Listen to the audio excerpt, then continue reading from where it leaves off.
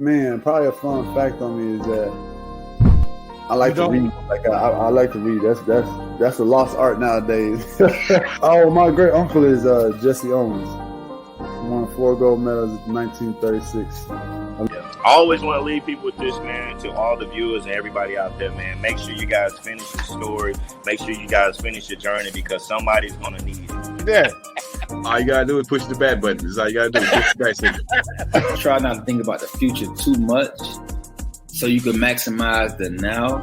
Who's your favorite rap artist? Man, to be honest, it's crazy. Tupac always been my number one, right? Like he got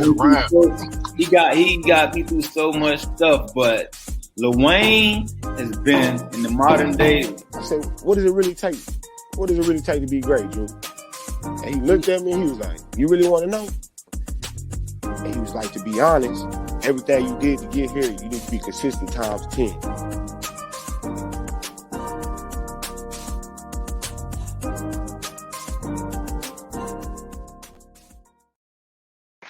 Good evening, everybody. How you doing? Your boy, Coach Lee, back up in the house. Welcome to the Parlay Perspective, where you hanging out with your boys doing a damn thing. Every Wednesday night, we bring you all things sports related from all over the spectrum.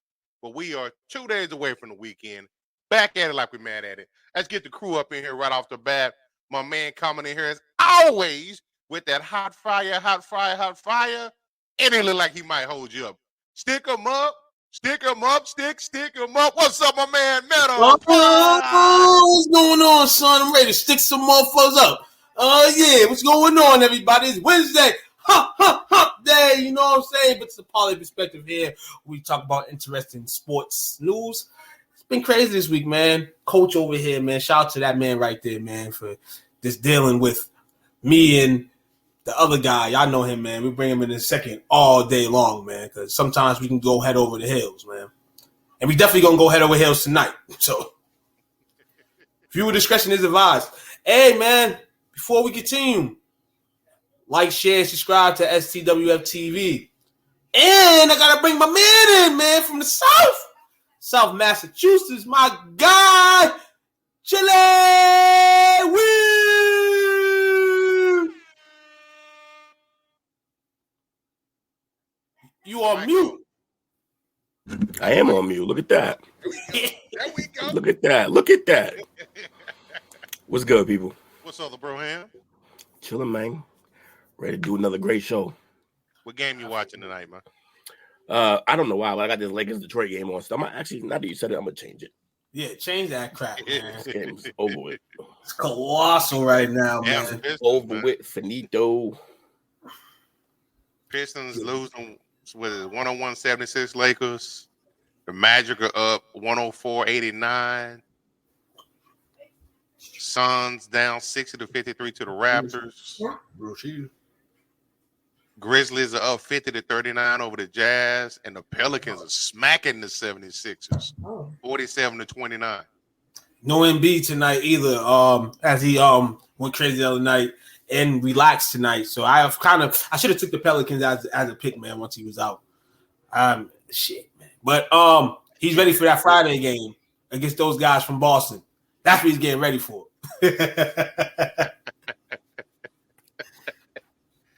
Oh man! So as we stated last night, man, today's show we got some pretty wild and crazy stories to cover tonight. Yeah. And fascinating. Very fascinating. But we're gonna have to take care of business first. Get this first story out of the way before Will regurgitates over there on us.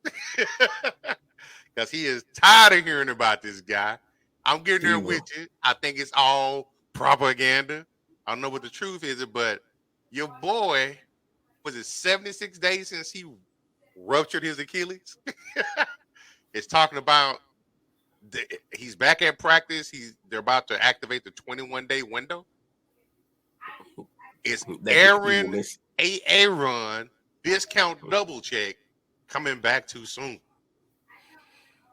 No, he's not coming back too soon because he's not coming back. That part. They're going to activate the 21-day thing and get to the end of that, and then they're going to say, we're going to go ahead and check for the year. They're doing this to sell tickets. Yeah, of course they are. He ain't playing, man. Now I've heard things about it's a new experimental procedure. I guess Cam Akers got this procedure done, and he came back and played. But like, so what did he do? That's the point. You don't come back the same. And I hear it's a short-term surgery where down the line it could be a problem, but down the line ain't a problem for Aaron. He's almost 40. Actually, he's 40 tomorrow. Oh wow! Happy birthday, and it's a great gift for him. Happy birthday to him, man. Able to at least get back on the field, even if it's for practice purposes. You know, like y'all say, man, he may not even get back on the field this season. And of course, the Jets. You know, if Aaron said himself, depends on playoff position, depends on all that. So Aaron's just, like Will said, just continuing to joke around and play with the audience and play with the fans. He did it in Green Bay to end his plateau. Now, I'm not going to say that the injury is fake. I've been hearing a lot of that. And when people downplay an injury, like, dude, no way in hell. You saw unless the team was thinking before the injury that he's going to have a fake injury. Like, for anybody saying that, cut the crap. You're either a hater or you've never really been injured in your life. You literally saw his calf, like, ripple. I want to say that right now. But Aaron's definitely playing games in terms of coming back and playing this season. Go sit down, relax that, man, and come back next year. The Jets have nothing for you to play for right now. I swear, we wouldn't even be hearing about this if the Bills were like 8-4 or something. Yeah, I remember too. The 3-game cushion in the AFC East belonging to the Dolphins. Unless you're right, the Bills are 3 games down, and the Jets are the Jets are next up, and then the Patriots. So, if he does come back, which is 2% chance in my mind, he does come back on the field and play an actual game, I will sit here, no lie, and I will applaud him and all that. Just not even for the fact to come back from an Achilles injury, but coming back to play. But there's no reason for you to come back, Aaron. No reason. Yeah, sit this one out. So be healthy and do your last year with them. So, right now, Will, your Patriots got the third overall pick? Yeah. Marvin Harrison Jr.? For the next 6 weeks, I'm a big Panthers and big Arizona fan. Big Bears fan. All y'all lose. I mean, win. All y'all need to win. I need y'all winning games. Give me the first pick, even though he'll blow it. He gonna trade back. I know it. You think so? I hear rumblings that Caleb's on our radar. Okay. Don't really mean nothing, but every QB is on y'all radar right now. With the position that y'all in right now, not wrong. I heard Jalen Daniels today projected in a mock draft. I seen May projected. The Patriots are gonna be looking for that star and that guy. And hopefully they make the right decision. I think it's either gonna be Bo or Caleb. I don't think he'll go with Daniels or Penix because I think the way Bill has always thought, or the way he acted all these years, him being our coach, I think he looks at Penix and Jaden Daniels and says, I have the light version of that already in camp in Malik. So why would I go out and get another one, waste a high pick? So if he thinks, if it's like that, but if he has a shot at Caleb, I think he'll take him. If he has a shot at Bo, I think he'll take him. Yeah, if you have a shot at Caleb and he comes out and he's for some reason saying it's a game time decision, he's trying to amp it up and the stakes. I feel him. Yeah. They are going to be forced to go pick him, and they should be forced to go pick him. Like, Robert Kraft should go up there and say, with this pick, we are taking him. This is not a Bill Belichick decision coming out. We already know that. This is a Robert Kraft. Robert Kraft, the ball's in your park. Yeah. It's not in Bill O'Brien's hands. It's not in Bill Belichick's hands. It's in your hands. I normally would never agree with letting the owner get involved, but in that situation, if he was to do that, he'd be right. He'd be right for that. Yeah. I guess this is probably what's wild too. At the same time, is this year's quarterback class is light years in front of last year's. Yeah, there's more of them, but there's no. Once again, we're in the same case of there's no guarantees here. No guarantees. There's no there's no Trevor Lawrence. There's no Andrew Luck in his draft. He's not Right. there. Caleb's close, but we saw Caleb get exposed a lot this year. Now, could it be a talent gap? But we saw some things out of Caleb where it was like when he's forced to play on schedule, when he's forced to stay within what he's supposed to do, like on schedule, he's not as good. He's better when he can when the play breaks down. That's where he gets that's where he really kills. The few teams that have made him look bad this year have kept him in the box, limited him from leaving the pocket, and made him just play out of the pocket on schedule. He wasn't as good doing that. So, and that's a problem. You can't live. We've seen Kyler Murray try to live off of broken down plays. That's not, you can't win long term with that. You can win some games, but you can't win long term. A broken play, definitely ended his season last year on a broken play. Like, right. And like I said, and all that shit won't happen like that. But I know what you understand, like in terms of broken, picks, perhaps. You know what I'm saying? And he's nowhere near as fast as exactly either. So, or athletic in general. It's crazy, man. The Patriots, man, they over here, and it's like, damn. And it's happy to see, man, that they like, okay, we're living for the draft now. Yeah. And that's the good thing to see with Patriot fans. It's not all this hula hollering about, this and that. It's like, face the reality. We're going to have a top 3 pick. Tank Patriots, because we really need it right now. Yeah.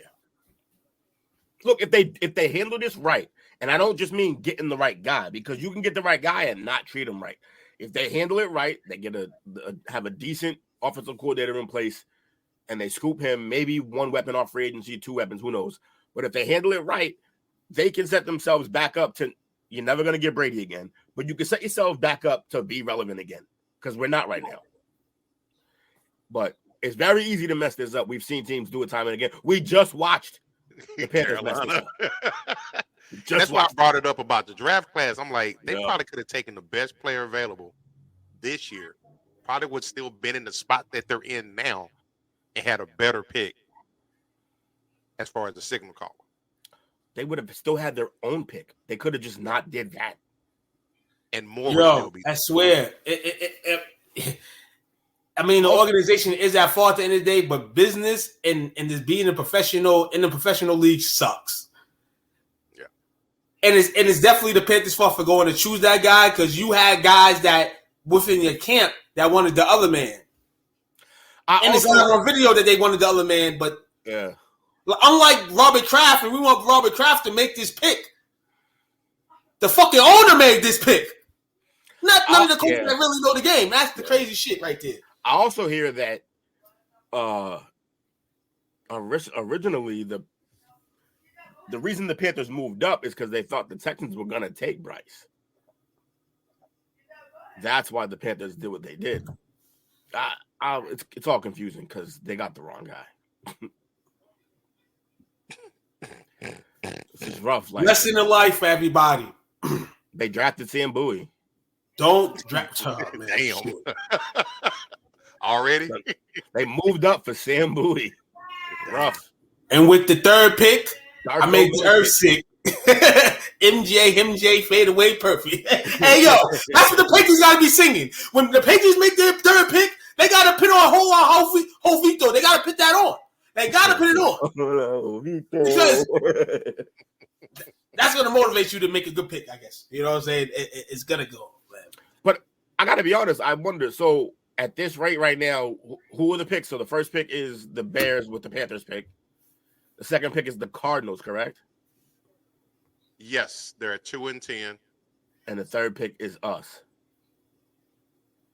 Yes, at 2-9. So who would you think the Bears would take first? That's where it gets weird. Yeah, because they also right now, I think they've got like the 6th or 7th pick as well with their own pick. Yeah. So they're going to have to make these 2 impactful picks. Do you believe in Fields, and do you dare take a wide receiver first overall? Or do you not have any faith in Fields, take the quarterback, and hope you can get the best player available with your 2nd pick in the first round? I think you have to take Marvin first. I just don't know how you don't do that. I think you have to take Marvin first Because I think there could be a quarterback that's still legit in your eyes there at 6. It won't be Caleb, but it could be Drake May. I mean, it could be. I mean, you were saying he's definitely going back, right? So it could be May. It could be Penix. They could easily still be there at 6 or 7. But if you take Caleb first, you will not get Marvin. And then you're putting Caleb in the exact situation that Fields is in now, but less athletic. So I think you got to just, if you're the Bears, I think you've messed around a few times already. I think you got to take the best player on the board, and I think that's Marvin Harrison. Okay. Yeah. No, hold on. Y'all said the Cardinals have the second pick? Right. Maybe I'm reading the wrong one. Never mind. Maybe I'm reading the wrong mark. It says the Giants at second, but it might just be an overall trajectory at the end of the year. See, the Giants are 4-8 right now. Okay, yeah. So this is definitely something that they just over here fucking. I'm surprised he even knows who Caleb is. Man doesn't watch any college football. Get out of here, Lewis. Lewis. I'm gonna be real. There's a lot of it's the guy I have no idea about and never seen a fucking game. There's a lot of edge rushers and linemen and stuff like that. So for the Bears, to me, they got to find somebody at one of those positions. If, you know what I'm saying, everything works right. I feel like they can go gamble and go get one of those position guys like that. You could go jump at, you know what I'm saying, a receiver. But if the question is, what they going to do with Justin Fields? Now, Justin Fields could be dealt to one of these teams that may need a QB. That's easy to handle. He's easy to handle, though. No matter what you do, it's easy to deal with Fields because they can just sign his 5th-year option and just keep him for cheap. Yep. So handling Fields is easy. You just sign him for if you're not sure, then you just, no matter what, you basically sign him for the 5th year and move forward. Future New England Patriot Justin Fields. What can possibly happen, and we may, we're going to come back around to a little bit later today, but talking about the coaching changes. So wait, Lewis. But it's rumors that Lincoln Riley may be looking to come to the NFL. Now, probably pretty safe to say that Eberflus is going to be out in Chicago. The Flus. And I can possibly see if they think Caleb is going to be their top overall pick, I can see Lincoln ending up there. Yeah, that'd be interesting. Because you come in, he already knows the system, that the coach will implement. But we just saw this not work, though. Yeah, it's true. We are talking about the Bears. And it's the Bears. So it's the Bears. So it's something that we've already seen fail recently, and then we're going to ask the Bears who wore it better. They're not going to wear it better. It's the same guys that hired Tressman, they hired Nagy, they hired Eberflus. Yeah. It's all bad in Chi-Town. It's all bad. Pretty simple. Like we said, I forgot what team we were talking about last night when we said you got a quarterback that's struggling, and what do? You go bring in a defensive coach. Yeah, that's always the fun thing. Was that was it Herbert we were talking about? Because he was a defensive coach. Wasn't Staley a defensive coach? Yeah. Yeah, he was. Staley's defensive coach. At least they brought in Kellen, but we know what Kellen does, and he needs a good team around him to do it. Shit, one of those spots might open up for Kellen Moore, man. Shit, Kellen Moore might be out. I agree, Lewis. Staley is awful. Yeah, Staley is awful. We all can agree here as one. I also love how angry he's been lately. Staley just been. He knows his days are numbered. He just knows it. And so everything is bothering him. Yeah. Stop asking that question. Sleep at night. My man's hangry. The writers on the wall, boy. But speaking of out, now this story is we briefly touched on it the other day. It was kind of weird, but what's this young man's name? Is it Josh Giddey? Josh Giddey. Of the Oklahoma City Thunder. He says a little too giddy. Little too giddy. Getting giddy with it. He was a number 6 overall pick in the 2021 draft. But last week, in a since-deleted post on social media of having an improper relationship with the underage girl. The girl at the time, as far as the videos and photographs, she was a high school junior at the time. What was he? 21. Right. That man was on the Brighton High doorstep. He was like, motherfucker, standing on the side when we got out of school. He was like, you know the thing about high school goes, I keep getting older, they keep staying the same. all right. This right here is wild because this is the interesting thing to me in all this. You know, we've heard just about everything that's happened, but what shocked me was when Andrew Bogut went on a podcast and he explained it more in detail. What's going on, Paul? Wizzo in the building. He mentioned that the Thunder organization already knew about this and kind of was just like, well, that's your life. Hey, wait, it is Oklahoma. Damn. Come on, man. I got kinfolk up there. Don't do them like that. Yikes. They are next to Arkansas. He did. And hold on. And kind of like you said, Lewis, he was kind of enhancing, like, this is my, he tried to AK defend them, but he said the Thunder knows about the situation. Yeah. But he also said he has no insight. We know this guy, we know Giddey's the helm of it, but this is going to be an issue that they're going to have to talk to OKC about too if they do go to him on him. Now they're trying to investigate, trying to get more details into this, but what more do you need? What more evidence do you need? I'm pretty sure. The girl lying about her age? That happens all the time. Yeah, Bogut basically was saying that he doesn't really know, but this is what he thinks. And that doesn't prove anything. So what I will say is this. Look, culturally, things are different in different places. Dudes had insight. And I'm gonna tell you why OKC had insight. First off, Bogut. Bogut. Bogey's an NBA fucking player. Bogey's probably from the same country he's from. He know. Nothing. I don't mean that. He know. Out of all the people in the NBA that's going to speak up, Andrew Bogut going to speak up on this? Well, he was asked a question, so of course he's going to speak up with. So him saying OKC had some idea that this was going on. He had a girlfriend of a young age. We're just going to say that OKC didn't know about this. They knew something about it. Not enough to care. But he's basically saying he's assuming that they should know, that they know. But there's no way he can know because he's not in there. Bogut said, if I'm wrong, I'll come back and apologize. So basically he just said nothing. He was speaking on the relationship with the individual and the girl. Why would he? That's where he said if he was wrong, he's going to apologize. He was defending Giddey in a sense. What I'm saying is why would Bogut know any of this? Just because he's an NBA player, that doesn't mean he knows anything that's going on in that locker room. Is he in their locker room? Will. Yeah, professional athlete, Will. Yeah. You're a professional athlete. You don't know everything about every athlete. No, listen. You have social media. You have all this other stuff. This girl might not be on video, but you may be hollering and talking to people in the facility about this girl. So you don't think anybody knows about this? Anybody? Nobody even need to hire us up. What I'm saying, there's somebody within their camp that knows about this shit. What I'm saying is Bogut.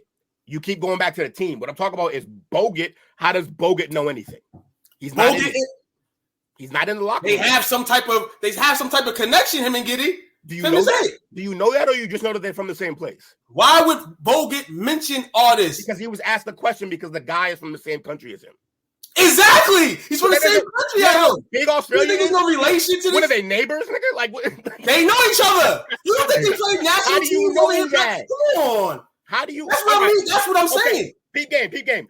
How closely do you know Brown? Brown who? Who just went to the Pacers from Denver? He's from Boston. Did I ever say I know Brown? No, exactly. That's my point. Brown's not from Boston. You keep it funky. Brown's from the suburbs.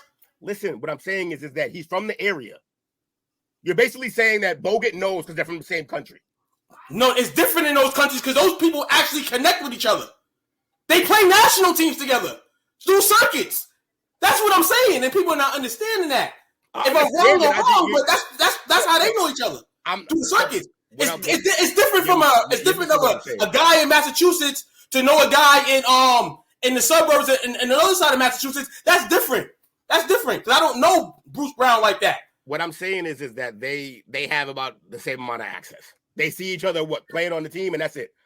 To act like they're best friends or that he knows everything about what's going on in his life. That's a jump. You're taking a jump. I'm taking a jump. I guess so. I read and I try to observe very clearly when I hear shit and I listen to shit. Well, if you that's what I got from it. But if you did that, you would hear him say that he didn't really have any insight on it. No, I'm not saying that he had insight on it, but the fact that they knew about the shit. They knew about that shit. Well, I'm looking at something now. Fair, that's an assumption. They might, but it's still an assumption. Where it says Andrew Bogut, right, who's also Australian, he has been following the mess that became the Josh Giddey scandal. He's been talking to people who are close to the investigation, and he made some important revelations that add more context to the whole story. He spoke to his audience during his most recent podcast episode and cleared some things about the situation before saying anything about it. The former NBA player did mention he doesn't condone what happened, blah, blah, blah. He goes on issue that Gotti, he goes on to give Gotti advice about the people in the circle. And he claims that the incident took place over a year ago and it happened in the state of California where the legal age of consent is 18. Here's the part of what Bogut said, and then it goes into what he's saying. If I'm wrong, I come back to apologize. So he's just talking to people, but he's not naming any sources.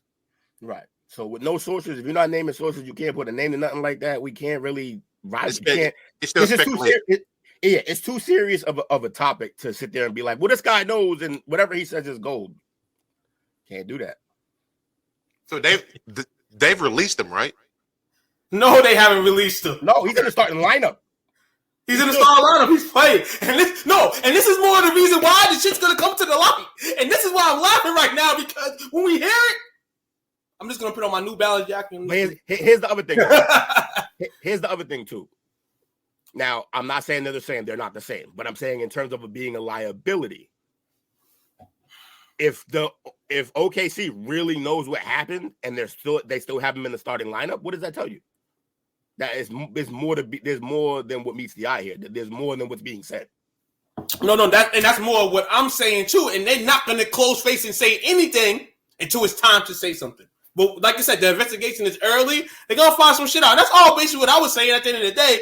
Like little shit like that nowadays in the world, it may not even be fucking Prezi. Prezi may not know. But somebody under Prezi might know, or somebody under that person, somebody know, dog. And it gets up in the corner and nobody say shit. I'm not saying it's not their job to tell it. It's not their job to say anything at all. It's not their job to say anything. If they knew Giddey was in any type of relationship, it's not their job to say anything at all. No, it's everyone's job if they know she's underage. No. That but then some people everyone's job. Absolutely. But then there's some people that hide that under the light. Oh, well, shit. You Giddey. That's something you're gonna have to deal with. If they deal with it, the NBA just gonna find them draft picks. Yeah, they deal with that. They got fucking 45 of them. But if it comes out that this is real, and it comes out that OKC knew that it's something that OKC wouldn't do to themselves, that would be crazy. It's not like he's KD. He's Giddey. Let's be clear here. They're not gonna they're not covering shit up for Giddey. You gotta remember though. You gotta remember. No. Though they definitely gonna sign him.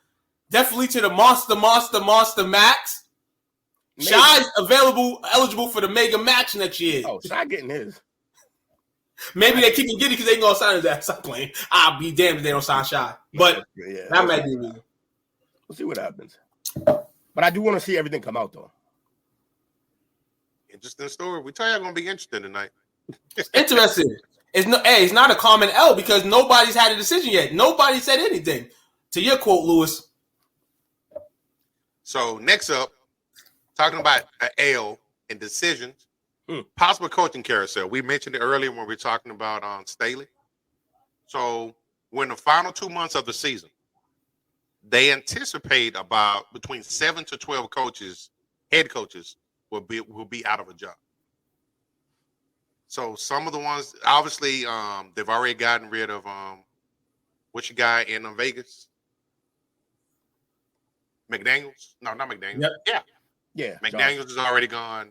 Reich is already gone. Who's next? Ron Rivera. According to this, I don't like it because we all said that we don't agree with it. But they go for the AFC East, the at risk. They've got Salah, which I don't think that's going to happen. We already said that.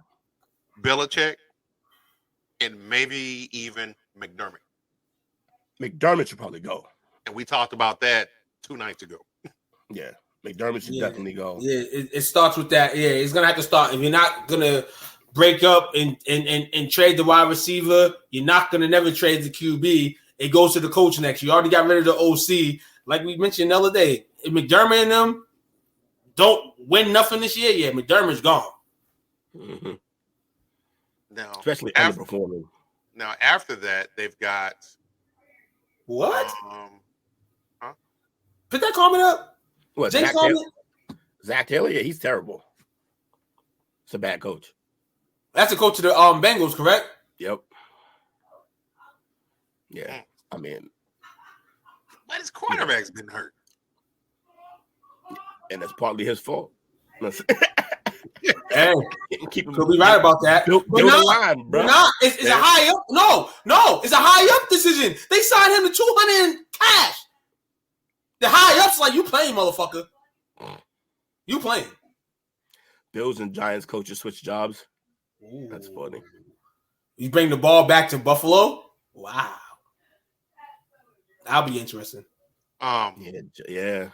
We talked about Brandon Staley not maximizing the Chargers. So he's dead man walking. Yeah, Staley's whack. I think Arthur Smith got to go too. Yeah, down in Atlanta. Mm-hmm. Austin need to go chill with DW. You right? He need to go. And Tomlin probably need to go. Oh shit! Hey yo, y'all better leave my man's alone. My man just survived to get a coach another season. My man Tomlin ain't going nowhere. I better stop the Tomlin mess. All right. Just because you like him don't mean he's a good coach anymore. Oh, he's Tebow right. He's Tebow right now. He's Tebow right now. All he does is somewhat win. You know what I'm saying? He's had a crap quarterback the last 3 or 4 years. He's Alexander the Pretty Good.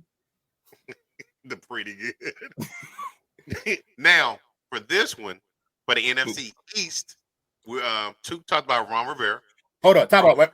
I'm sorry, right quick. Time out. I would have agreed, and I probably should still agree with this, but my man got no quarterback, no real quarterback play, and this team is kind of still around. But yeah, that defense isn't as good as it looks. They played a lot of bums, but yeah, maybe Stefanski need to go too. Sorry, go ahead. It's all good. It's all good. I had to talk myself out of keeping Stefanski. It's the Browns. I mean, they're doing good, I guess. Yeah, but that's another situation. They brought a guy in, gave him all that money, and it's looking like remorse. The coach might be the cheapest thing they got. Why go out there and pay another coach fucking $8 million, Jake? Hell no. Keep his job another year and a half. Pay that man recoup some money. Yeah, Wilkes doesn't need a job. Pay that man to sit at home again. They can't do that. Wilkes wins 6-6 last year with Carolina. And got fired, lost his job, right? To be fair, like some of those wins, they still had players. That's terrible. They traded them all. To go 1-10 this year. How weird is that? They gave up everything in the draft. But also for the NFC East, pretty safe to say that Ron Rivera is going to be gone. They've already got rid of Del Rio. They got a new ownership there, so they're going to want to bring their guy in there. And then it says here, if this guy doesn't get out the first round, postseason, yep, he's gone. Buy McCarthy. Mike McCarthy don't do anything positive in this postseason. He's gone. That's crazy. And I'm gonna be real with you. If they do something positive and they win the Super Bowl, Mike McCarthy getting fired. Say again. I don't know. He said if they win the Super Bowl, he's getting fired. Nah. Swear to God. Jerry will lose his fucking mind. He'll be so happy he'll sign him to 10 years. They're gonna get jumped. Nah. But if they don't do shit, yeah, McCarthy's on that list too. Definitely. Well, I can see him because I've been looking at a lot of buzz here. Obviously, Dan Quinn's going to be another high commodity. But Al Harris, the DB coach, is getting a lot of buzz. Al Harris. Get the ball. We're gonna score. Brother. I was getting ready to say that's the only thing I think of when I think of Al Harris. Pick 6. But shout out to my fellow brother, man. But yeah, I think they're gonna have a dilemma on their hands because they can not only lose Dan Quinn, they can lose him as well. They're gonna go all in on Dan Quinn, whether it's keep him as a. I think that's why he stayed. They've got like a handshake agreement. Yeah. You're gonna come in at McCarthy. Jerry, you just pulled him in there with that old school Southern charm. Just wait around. You'll get the job. Cowboys gonna hire Prime if Cowboys get bounced early. Jerry wants the headlines. Plus, Shador ain't staying another year behind that line.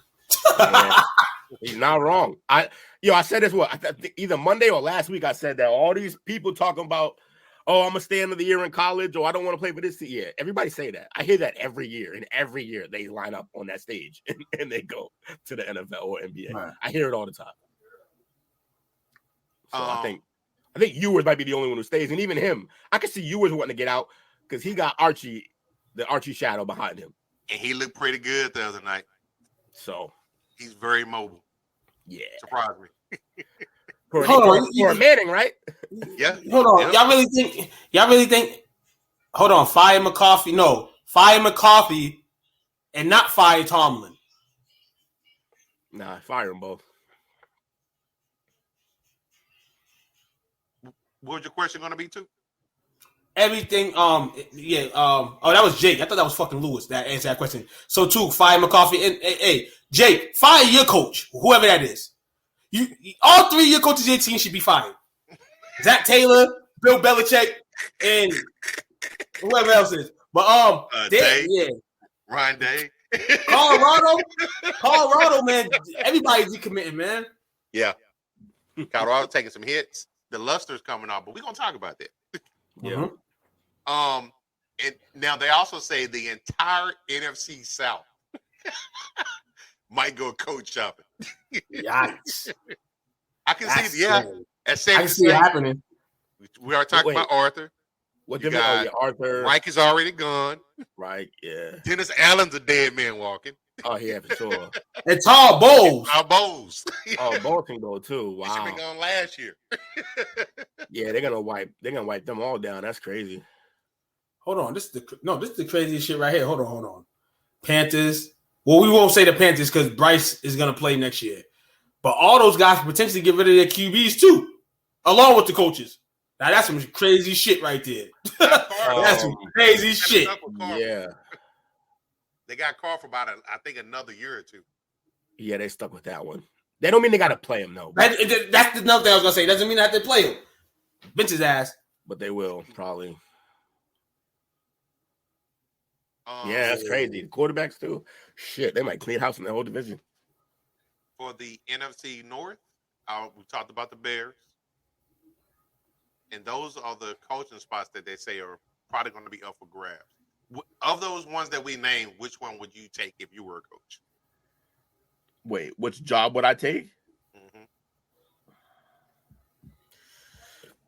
He said, I want to see Jameis stay in the South and go to ATL. They got weapons there. Oh, those jobs. So of the NFC South jobs, which one would I want? Of the Bears, the Bucks, the Saints, the Panthers, the Falcons, the Cowboys, the Commanders, the Chargers, the Raiders, Bills, Patriots, the Jets. Cowboys and Chargers. Oh, well, I don't want to do the Cowboys. They have the best roster probably of the teams named, but they have the worst owner. Yeah, the biggest headache of an owner. So I'm out on the Cowboys. Chargers, that franchise routinely doesn't do what they're supposed to, but they do have Herbert, and they got some pieces that you can work with. Even if you don't want to use them, you can trade those guys and rebuild your roster. But like a team that's already young and starting to build, I'd go to Atlanta. You got Bijan, you got Drake London, you got Pitts, you got some things there to work with. I'll be real with you. Get a quarterback with some good draft picks. This upcoming draft, I would want to go to Washington. They're pretty set offensively. You can go get the QB if you want. Mm-hmm. You're the head coach of a new organization of guys that are new owners. So you get more of an advantage for you. You're the first coach that they're hiring. Yeah. Right. So I would go to the Commanders. And that was interesting because I heard the other day, I think it was the Chargers or the Commanders, they was asking somebody would they go and coach. People were saying Chargers, and it makes sense. You got Justin Herbert there, but I would go Commanders for some reason. I don't know. Commanders, you got to get a quarterback, but you have, but you got a good OC to mold whoever you get. Right. Yeah. So, give me the Chargers. They got their QB and pass rushers. You can win right away. Yeah. Not if they keep Staley. They keep in the shit. Well, no, but it would be again. It would if you take that job, Staley's gone. Kellen Moore about to get that gig, dog. There's no way Kellen Moore does not get that gig if Staley's fucking fired. There's no way. Charger O-line is elite. I don't think Kellen's done enough. He could get it though, but I think they're gonna want to go with somebody's season and they try to a first time coach. Didn't have success.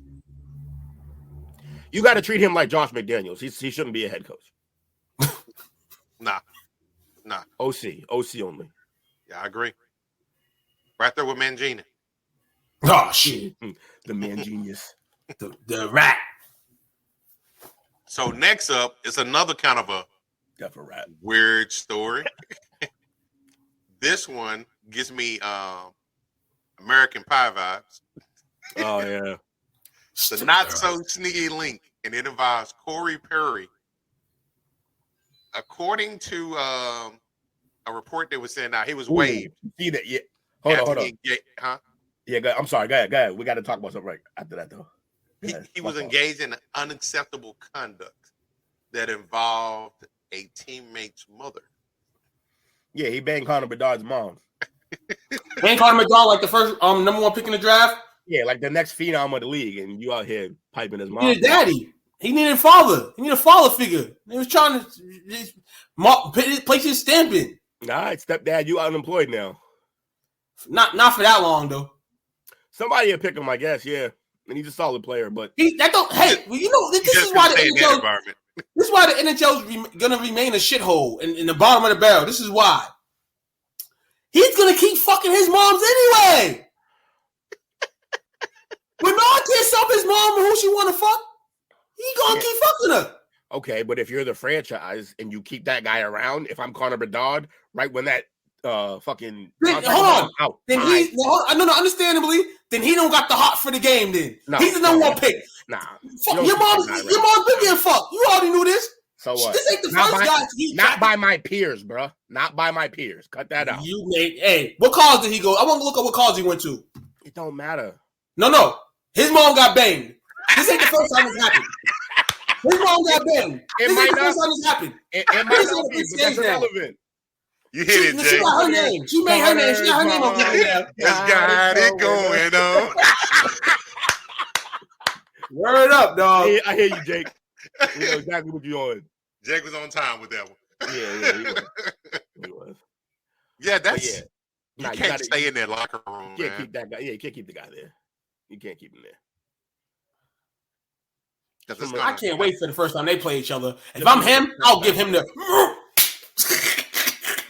Yeah, and you'll get laid the fuck out because they're gonna protect that man with their lives. He's the franchise. No. I'm talking about him. To him. Yeah, they're gonna knuckle Perry. Yeah, I'm talking about homie. Yeah, someone's gonna be a bounty on him. Yeah. So do you think the team handled it properly? Yeah, you got to get rid of him. You can't keep him. You can't do it. You break your locker room that way. You break your locker room. I agree with that. Man, listen. I know. Get your whatever. Your mom getting fucked by somebody. That's a fact of life. Mom's got poked. You're gonna come home after the off season. He's gonna be at home poking your mom still. You're gonna be living with this forever, kid. Yeah, but I don't gotta live with him on my team. That's for sure. My team. Not his team yet. Trying to build. No. It's his team already. Already his team.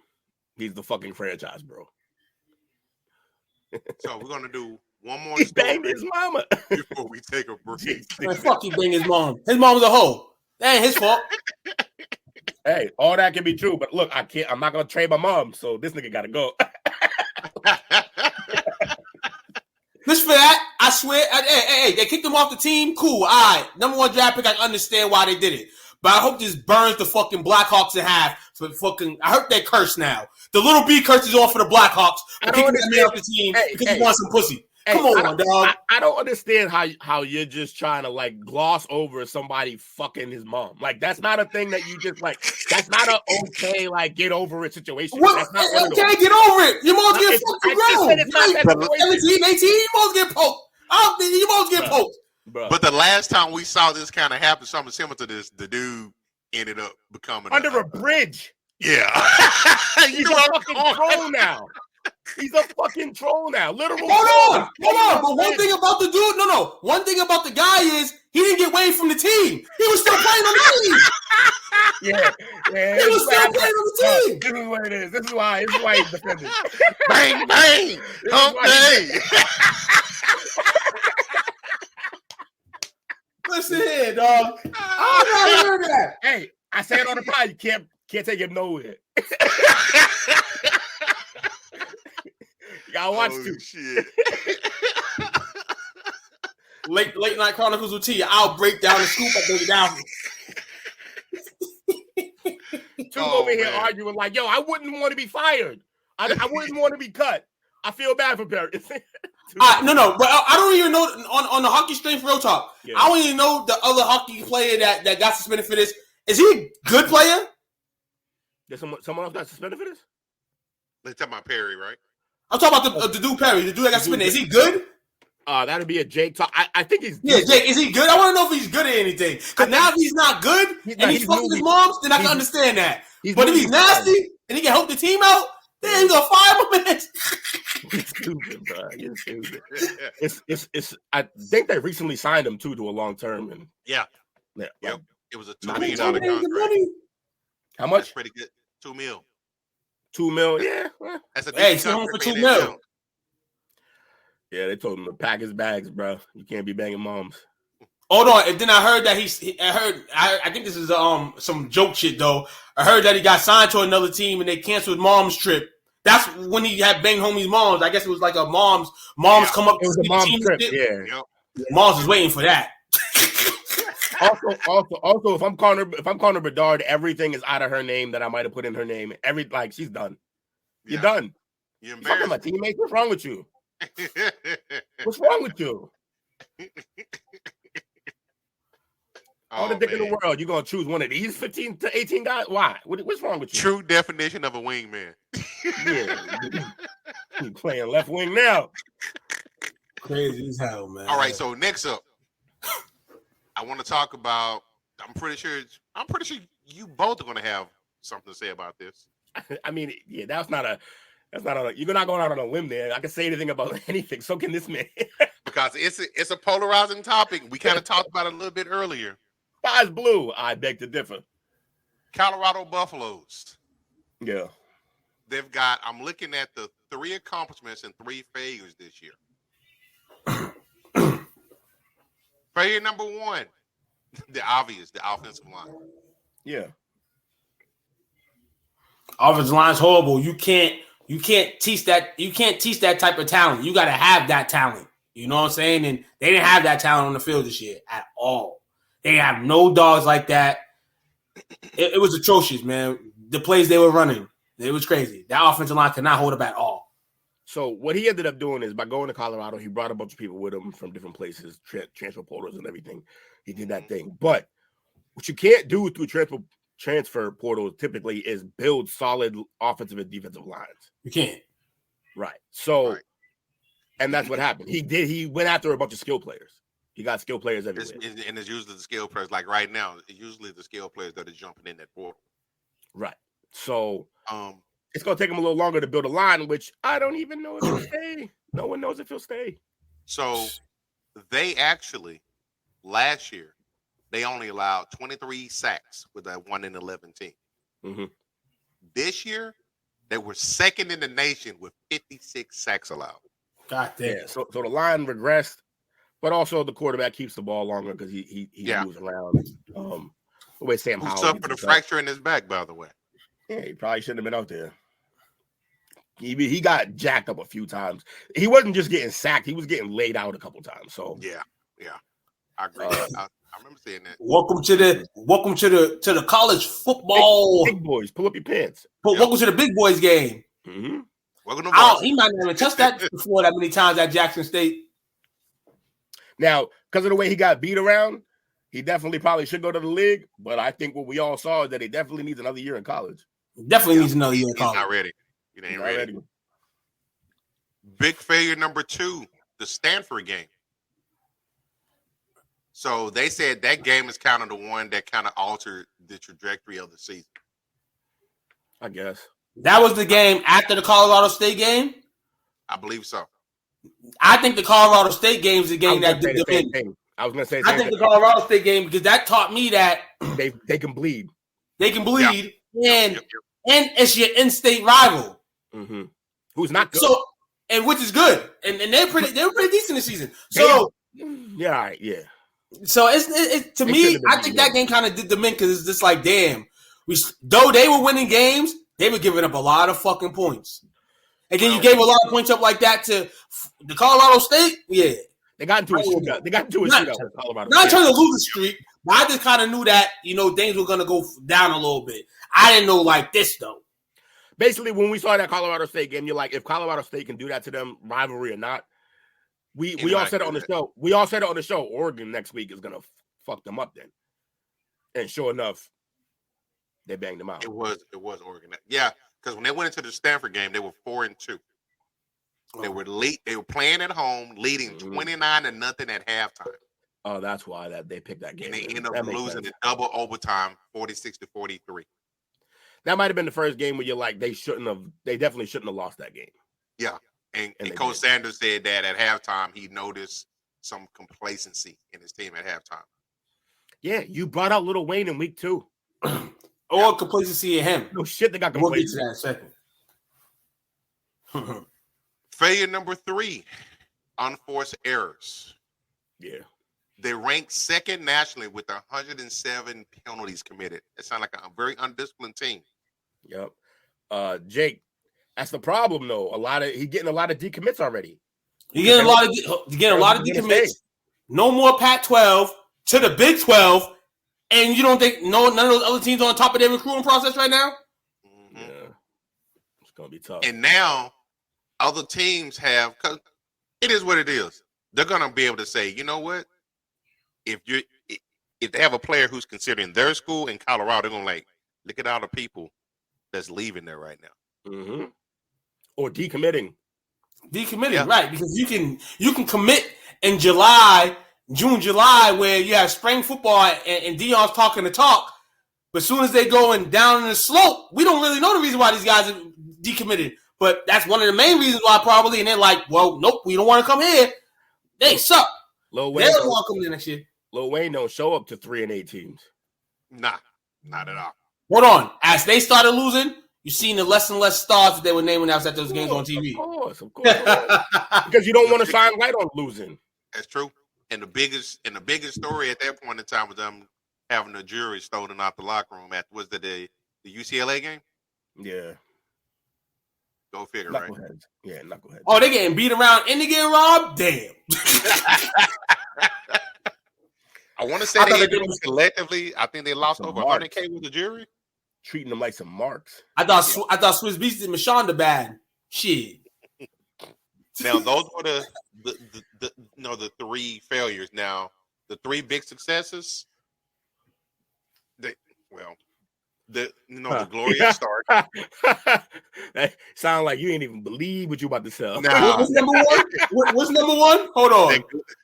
The glorious start when they beat TCU. I'd have walked off the car lot. You try to sell me that car. Yeah, because I'm looking at it, I'm like, that's bullshit. You don't even believe I'm dying in this car. I'm out of here. So they did start 3-0. Sellout crowds, but it was because everybody was just curious. Yeah. But then, like y'all say, really after that Colorado State game, I think the luster was gone. Yeah, they came back and they won, but that was a terrible game. How many people? Once you bring out Lil Wayne, how many? Like, what's next? What do you bring next? You got to bring like Hove, and Hove ain't showing up. So, Nah. What's the plan, Stan? Yo, Jay. Yo, it's my dude. He's not wrong. He didn't keep his foot. Hey, that's a win. No, look, that's a win. It's a win.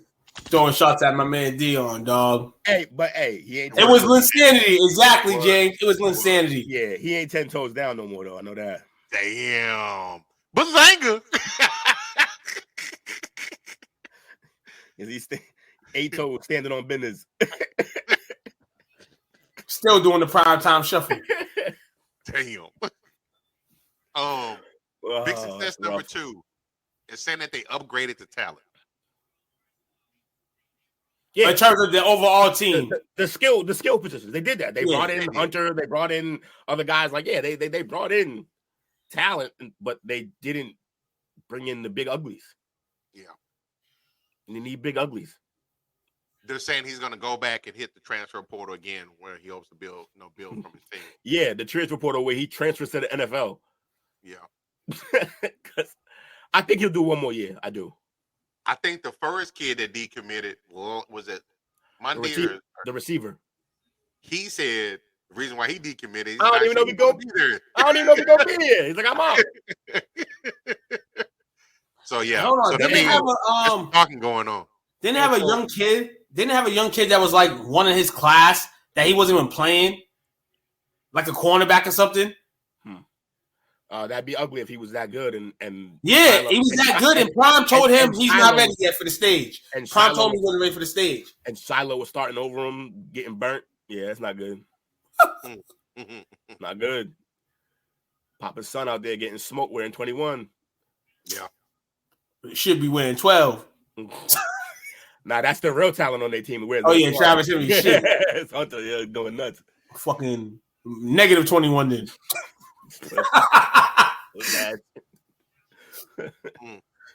So, and then the big success number 3, which is what it actually was, he brought the hype. Yeah, that's what all this was supposed to be anyway. We said that early on. We were like, yo, the real part of all this is that people are watching this and they're going to want to go there. But I did say you have to back it up with some kind of winning. Yeah. And he stopped winning a long time ago. He gave us a month premium subscription. Yo, for real. It's the free subscription. And now you got to pay. Now we got to pay. If you want to see Prime win, $1 million. Now you got to pay in his commercials. Like, it's bad, bro. Like, he got to figure that out. He might not stay around. Must be the money. I agree. The hype. I agree. The hype killed him. The hype now, killed him. They said that it made everyone put a target on him. It did. They playing rap music in a rock and roll. Games, they generated $249 million more than the same time period the year before. Yeah. So he did that job, but that's not the only job he had. So that sounds like they just brought the 3-ring circus into town. Yeah. What they he did mention this week too that Colorado needs to start using their credit. Yeah. He did say that. He mentioned this week. Go give me some players. But they're gonna look at him like, that's why we brought you here. Yeah. You thought you can get him, Deion? Well, I can't get them all. He's like, I did. What you want? I brought Shiloh. I brought Shador. I brought Travis. I brought my kids.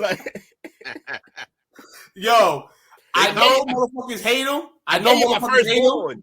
But if you want to hear somebody do Deion and carve him up like an orange, watch Jason Whitlock. Oh, Whitlock hates him. And when he's right, it's like a party for him, dog. Yeah, Whitlock talked like he fucked his moms. Like that. That's how much he hated him. I don't think Deion want his moms. Don't do Miss Whitlock like that. We don't know what she about. Nah, Jay. But I'm trying to hold on one second. I got y'all 1 second. He got a segment this week. It's called Daddy Issues, and he talking about yo, Will. He be blazing on Deion. He does. Yo. Yo, ever since he like just understood, like he got it locked in that nobody likes him, he just been on the tear since then. He's like, all right, they already don't like me. I'm just gonna roast everyone. Oh shit. Y'all ready for a quick break? Yeah, we got some good. That's an hour out of the news. That's good shit. I know, right? Good, damn good shit.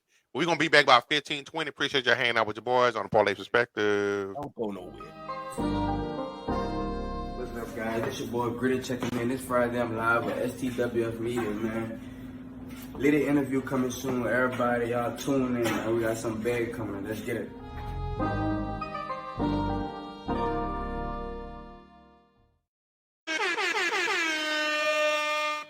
Welcome back to the Parlay Perspective, my friends. It's your boy Coach Lee. We got Chia Wheeler and Tuquan. Mega odds up in this bitch. So, I got a quick video for us. Uh-oh.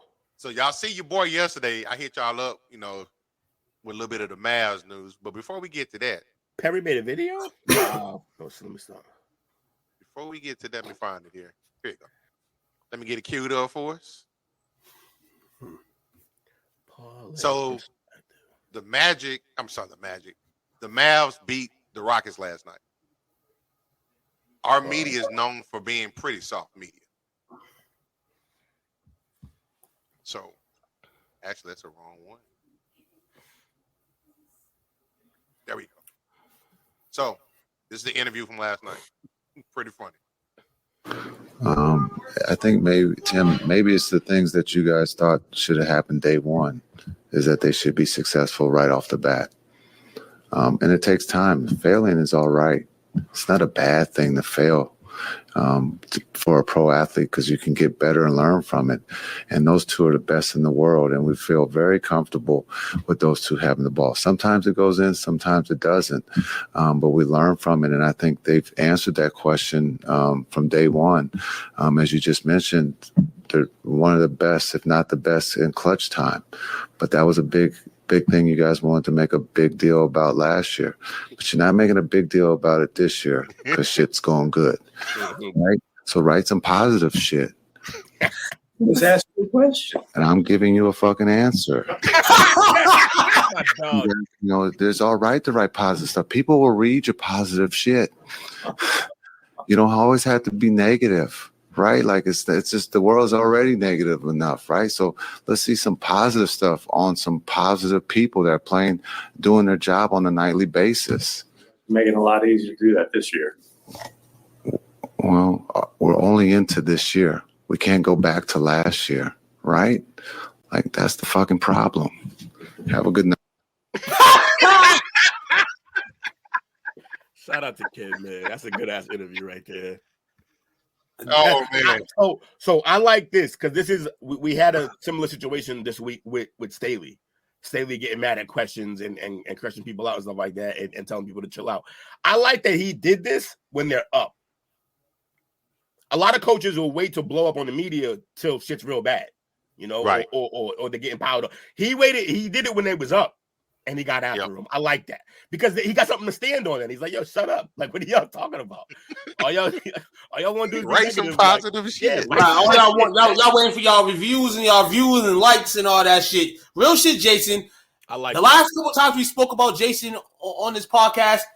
Maybe he get fired. He ain't really doing the right things in Dallas. This and that. So this is inspiring for me. Because Jason Kidd, we know one of the best point guards ever to play ever. Guy was in a coaching mode, and when he first started coaching, it's like, yeah, he's making magic, kind of on the down. But he told Tim, and that's 10 men. What's that? 10 Minahan? One of the main guys at ESPN to shut the fuck up, basically. Oh no, and write positive shit. I'm all for it, J Kid. I'm all for that shit. Yeah, I like everything about it. Hey, Kid came a long way from having somebody run into him so he could spill a drink on the court and run up a play to get a free time out. Yeah, he came a long way, man. That's what he should have fucking threw a drink at him. Stop playing, man. Jason with his dad, but nah, man. No, I respect that from him, man. Yeah. You know what I'm saying? You got to grow. And he's usually calm and collected. You don't see him swearing a lot, so it was just fun to be like, yo, he's just like, yo, and he didn't do it like aggressively. Nah, He was like, it was "Come on, what are y'all?" He professionally cursed him out. Nah, real talk. No. To the point like where that. this He morning, didn't call him out his name. No. Tim made it hit him up this morning and been like, "Yo, Jace, man, I probably was doing a little bit too much." And Jace was like, "All right, man, let's go have lunch or something, man. It's all good. I'm just letting you guys know." Yeah, That's probably the type of, you know what I'm saying, the relationship they probably have. They do. You know what I'm saying? McMahon used to be a beat writer for the Dallas Morning News here back when Jay Kidd was still playing. Yeah. Yep. Yeah, But they know each other. They know each other, so they definitely see each other every single day. He's basically sitting there like, "You used to do this shit to me. Like, cut it out. Like, leave my players alone." But I definitely liked it because Jay Kidd, he gets a lot of flack here, man. And a lot of it's deserved, but right. Look, yeah, I think he's doing some better. questionable substitutions and the large amount of minutes that the White Power keeps getting, but leave Dwight Powell alone, man. Hold on, man. Got power with Kenny Martin. He tripping. So we gonna follow that up with the Mavs were sold yesterday. The Mavs what? They were sold yesterday.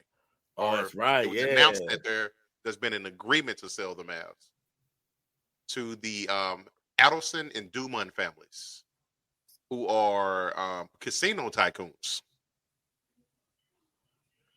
Money. So the rumor that's floating around here is, and I've been saying this for like the last 4 or 5 years, we're a state that doesn't have legalized gambling. We got dog races in some spots, we got horse racing in some spots, and the lottery. That's it. So they're saying that this is because Cuban sold a majority of his stake in the team, which earned him $3.5 billion from a $285 million initial investment in 2000. It's a beautiful flip. Got to watch basketball the whole time. All his whole time. What a good But flip. it also allows him to still be in charge of basketball operations on a day-to-day basis. So he's still running the team. He just doesn't have to foot the bill anymore. Well, two things. One, you let him keep the one part of his job that you probably should have wanted him to stop. Yeah. And the second part is, but you created a situation where now accountability will be a thing because he is not the owner of that team. That's true. So if he keeps making shit decisions, they'll be like, "Yo, bounce. What are you doing?" That's true. So I think they protected themselves in that way. But like, yeah, if you want to get into that game, but you don't know that game, this is the right way to do it. You buy the team and you keep the guy running it if he wants to stay. That works. I like the move. Now the lady, the majority owner, it's governors in the NBA. The majority governor, Marian Adelson, she's the widow of the Las Vegas Sands Corporation founder, Sheldon Adelson. Old money. Damn, man, so much positivity around the Dallas Mavericks organization, man. I remember 2 years ago on this very same podcast, we was talking about locker room situations, girls getting rammed up, like with homie did to Connor's moms and all that shit. So it's kind of a blessing, happy blessing, I guess, this year for the Dallas Mavericks, man. That I think Mark was fitting to do this the whole time. He was just trying to flip it. He wasn't trying to double his money. He damn near 6 times, 7 times chopped his money up. Yeah. And he gets to still hold the reins down? Hell yeah, that's a good deal for me. Even if you fire me in 2 years, that's a good deal for me. You got to think, Cuban's 65 now. So young guy 65. He a young 65 though. He is. He stay in shape. So his kids are like, I think one of his kids are grown, the other one's a teenager, so he probably want to spend a little bit more time with his kids. And they're like, "Yo, we wanted a part of that team. What are you doing? Just don't sign Josh Giddey." I don't want to see you go back to work." So we'll see how it's going to be something I'm definitely going to watch because a lot of people got a little nervous. In the next 2 years, next 2 years, Texas is going to get legal gambling. Well, the reason why I believe that's going to happen, and like I said, I've been watching for like the last probably a little bit longer than that. So where old Texas Stadium used to be at, it's in Irving. It's almost in the center of the city. And there's 3 highways that intersect there. Oh, yeah. The one that we rode past, right? With the right. Yeah. Mm-hmm. So they there's a lot of construction around there. There's a lot of highways being built, bridges, passageways and stuff like that. There's some residential across the street. But over there where the stadium used to be at, there's a huge bridge that look like people can walk across it, or the train and the buses go through there now. I'm like, and I've always thought, if we ever got gambling in a casino here, I can see that being another first spot. And he is saying that he does want to get them a new stadium. They've been in that stadium about 23, 24 years now. So I think him putting his team up was probably for collateral, to be a part of that investment. But it's just me on the outside looking in. Yeah, that would make sense that he would want some. Him and Jerry about to make the world go around. I wonder how a conversation with him and Jerry in the room goes. They both blew up in the same area, but they are very different paths and very different people. I don't get that they talk too much. Yeah. I want to know, like, so you ever heard about like the shit that like the Carnegies and shit used to do with each other, like the rivalries that would go, like Carnegie and Vanderbilt used to have, they had a lifelong rivalry. And I only bring that up because I wonder what type of shit, like they would mail, I think Vanderbilt mailed Carnegie a paper bag one day and was just saying, remember your roots, like shit like that. And like, I wonder what type of like shit they do, Jerry and now I do know when he was alive, Jerry and Lamar Hunt had a thing. Yeah, they had a thing. Because from my understanding, where Frisco is at now, in Tucson, all the development that's up in that area now. I was told that Lamar on one side of Frisco, Jerry on the other side of Frisco, and Preston ran right down the middle. And that's where the battle of they had a personal trophy every time that the Chiefs and Cowboys played against each other. It's called the Preston Road Trophy. That's wild. And it would go between the two of them. That's wild. Yeah, see. Rich billionaires play different games, bro. Billionaire games, man.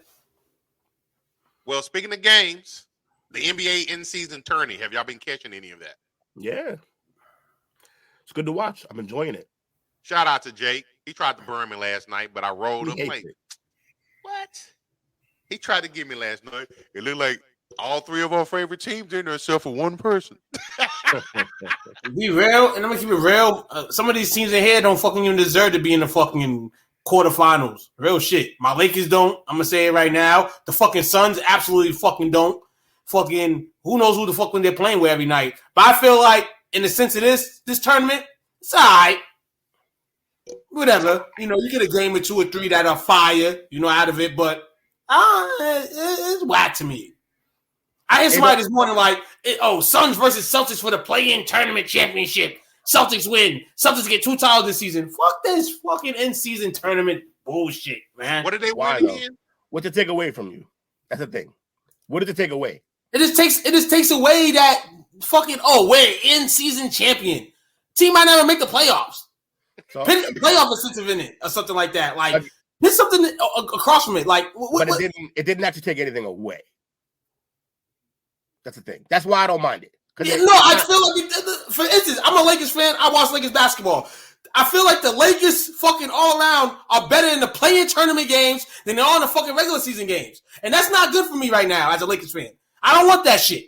And that's fine, but this tournament doesn't affect that at all.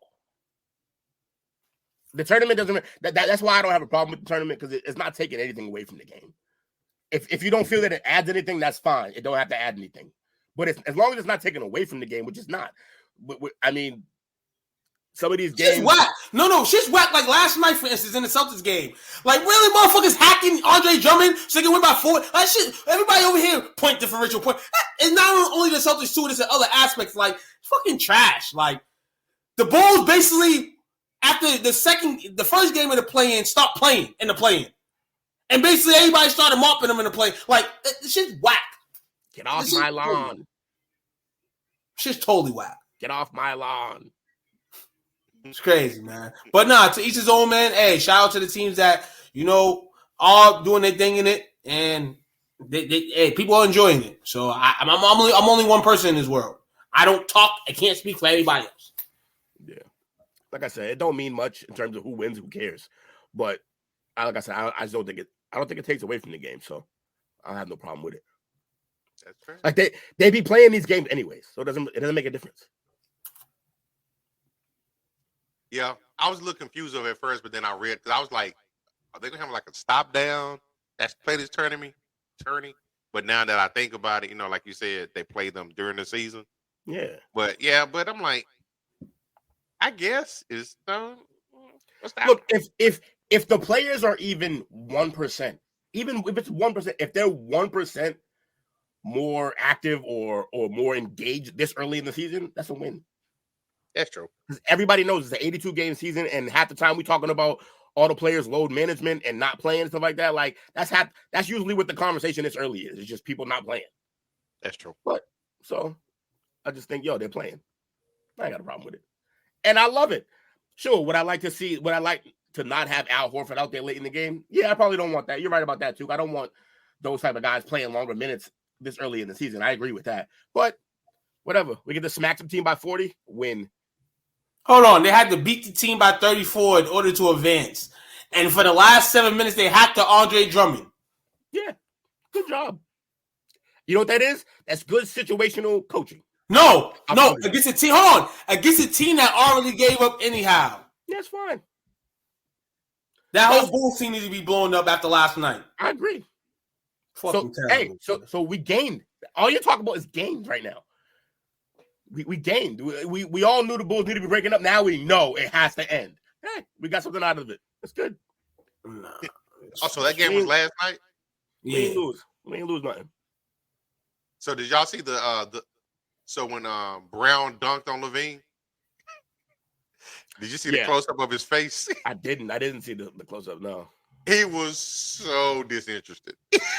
No, like I said, all this team been disinterested since the first game of the season. Like they talk about trading everybody. Like, yeah, but like, hold on, if the Bulls would have won that, they would have fucking made the play-in yesterday.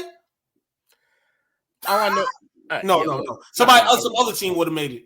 All I know is the Bulls players were going to be feeling like this at this time of the year, no matter if there was a tournament or not. It wasn't going to change that. Get them out of there. They already would talk about that even before these games started. They were talking about landing places for Levine and landing places for DeMar, like where they might go if they get traded. So this is already on the table. The teams, look, when Lonzo Ball went down, that team just never got back to what they were supposed to be. Remember when he went down, they were up. What, they were like second or third in the East? Way back when Lonzo got hurt. 2 years ago, they were up. Yeah, they were up. And after that, they've just been a train wreck since. Maybe the quarterfinals will enhance me to get with it. I don't know why. Nothing changes. Oh, I don't like it, man. Can you see his face? He's just like, yeah, like they wrap this shit up. He's like, yo, I cannot wait till I'm wearing a Lakers jersey. No, don't come here. Why? Y'all need that. He's perfect. Nah, we don't need that. You don't need shooting. We don't need that. You don't need to score. Bring him in. We're trying to maximize ourselves to get back to some good money.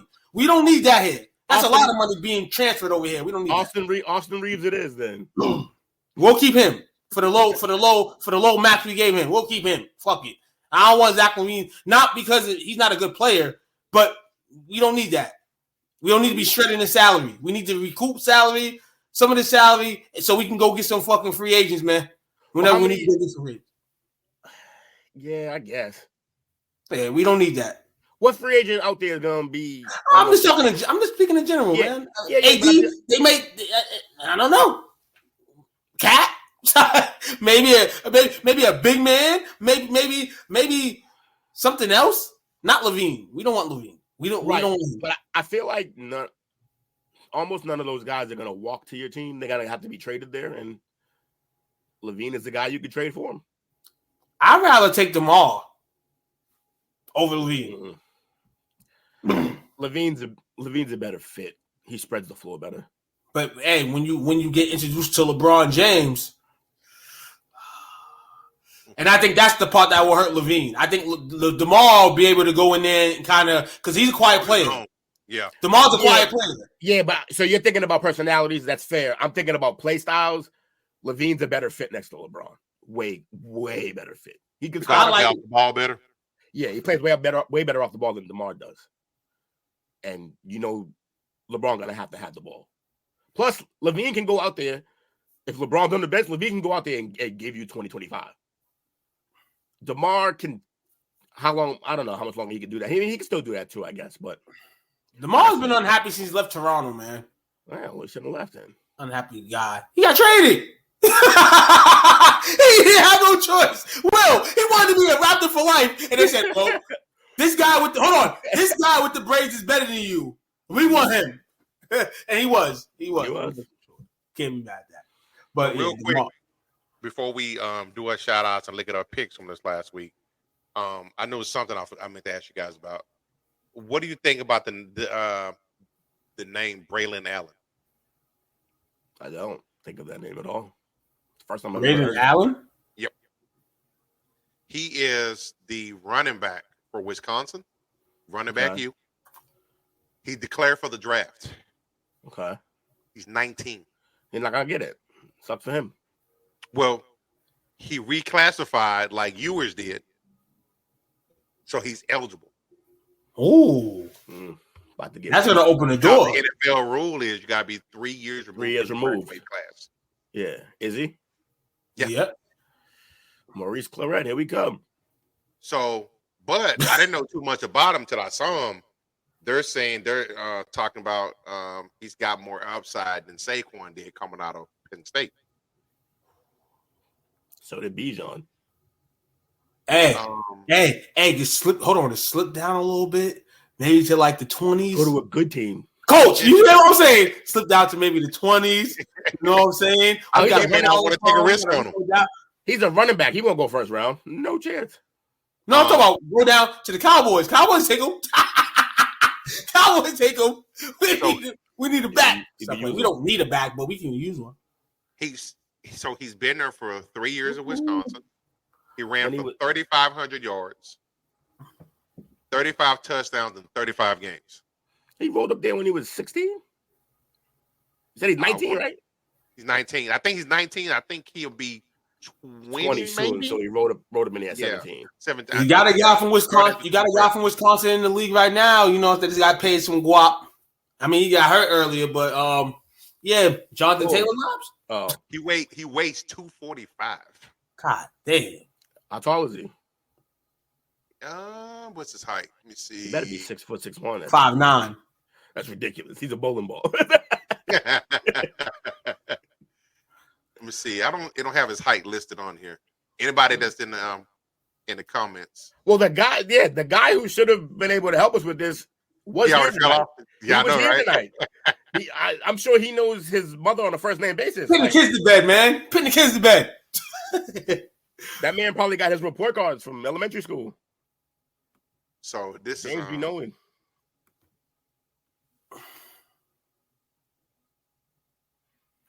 Man's fast, even in slow motion. My man, even down 52-14, blowing that defense away. It's a run here. I saw that too. I was like, ooh, that's rough. Oh yeah. He give me Ricky vibes. That was a 96-yard run. Whew. Shit. Out there running like Joe McKnight. Nah, he's a beast. Oh. Yeah. This dude right here. I love Wisconsin's jerseys. They're simple, but I like them. Yeah, me too. I like that red. You know, I liked them ever since Lee Evans was there. Remember Lee Evans used to be like, yeah, I remember Lee Evans. Lee Evans from a Bill, right? He'd be up at the line. Yeah, he'd be at the line doing this shit. And then, what Jake saying? These are the third stringers. Oh my God! Here Jake come with his haterism. It was the third string of a fucking blue blood college. Yeah. You get it. Most people's first I think he just wants him to drop to the Patriots, who won't draft him. He's a big kid, man. He throws the ball too. But what's really crazy is, so you said he's 245. Mm-hmm. He don't look a bit over 215, which is crazy. He don't look it. which is scary because like you're supposed to look 245. Yeah, that OSU defense, man, got shredded. It was the truth on that play. Shredded him. He's a big kid, man. I don't care what type of defense you are. You got shredded. Hey, Jake. By the way, Jake, you wasn't here Monday. I don't think. How about them Buckeyes? we already got him in the chat room. We are who they thought they were.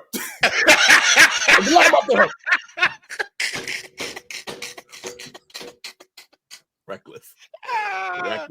Ooh, boy, throw them slugs. So, back to the lesson at hand.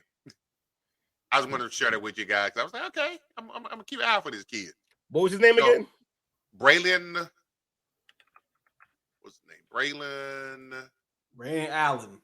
Braden Allen. Allen, yeah.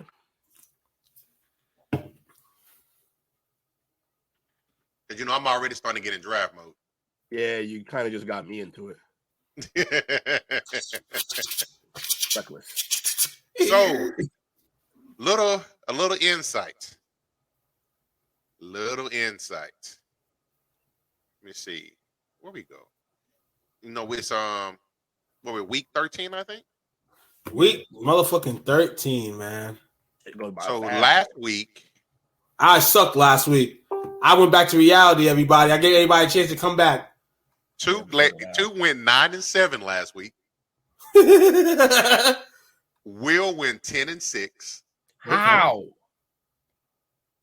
You missed on Detroit, Cincy, Carolina, Houston, Arizona, and Minnesota. I thought I would miss way more than that. And Jake and I went 11-5. I hate y'all. Y'all ain't no good. No good, I tell you. So for the year, Will is at 104-75. Jake is at 105-74. I'm at 110-69, and Took's leading the way at 113-66. What am I again? I didn't hear it. I'm about to watch your ass this week. 104-75. Come on, Will. You can put that on official when you want to bet on games and shit like that. You got to win the percentage, Will. You can put it up to the table. Hold on. And this is why these motherfuckers got these fucking records and all that. I be seeing people, here's my picks for the day. I'm 181-36. Well, shit. A lot of people that way. But in the case of this, man, hey, if they can make money off this shit, we can too. Shit. Throw your record up whatever you're making picks from now on. We here. We over 100 wins. Standing on business. Shout out to you, Chris. It's cool. You made it though. You watching basketball and movies? My man. Man, who you watching? Who you watching movies and basketball with? You got a little shorty. Do what you over there, Chris? I see you. So before we can get them started, like I said, we got to get our picks in for week 13.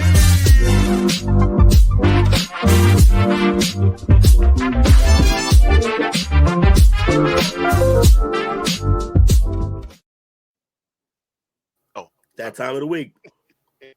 That time of the week. Jake already graced us with his picks in advance. Bum. We have 6 weeks left in the season. I mean, he's been chatting all night. He could have came on and gave his picks. Right. First game, Thursday night game. We got Seattle at Dallas. We got hold on. We got a Thursday game for the second straight week.